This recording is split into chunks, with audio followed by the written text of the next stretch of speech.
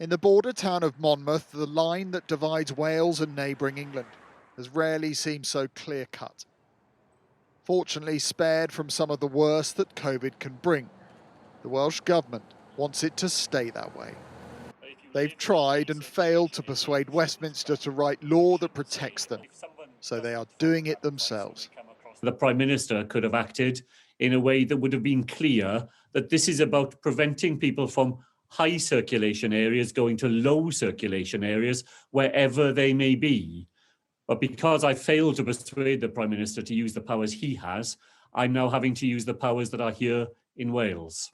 You will understand that many will see this as creating a far harder border between Wales and England than naturally ought to exist, and that you are overstepping the mark. Well, I'm sure there will be people who will want to argue that. As I've said, I feel I've worked really hard not to make this a border issue.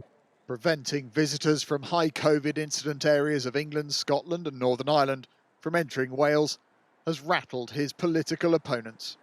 I'm somewhat concerned that this is more to do with being anti-English than anti-COVID. I think the divisive nature of such a policy is dangerous. There are seamless communities along the border. I think the tone and the language that the First Minister is using is quite dangerous. The logic behind protecting low COVID areas of Wales can be seen in the numbers. Monmouthshire has 47.6 cases per 100,000, less than a 20th of the rate in Nottingham, 7% of the figure in Liverpool, and a 10th of the rate in Manchester. The Mayhill Hotel sits on the Offarsdyke Path, the ancient borderline dividing nations, and following today's announcement, opinion too. People have got to start realising how difficult it is. You can't just shut us down because people have still got to earn money, and by doing that you're stopping people from going out and actually earning some money. And there are doubts about how police in Wales will enforce the travel restrictions. On the face of it, it would seem that it's very difficult to enforce for frontline police officers working across Wales when this comes into force.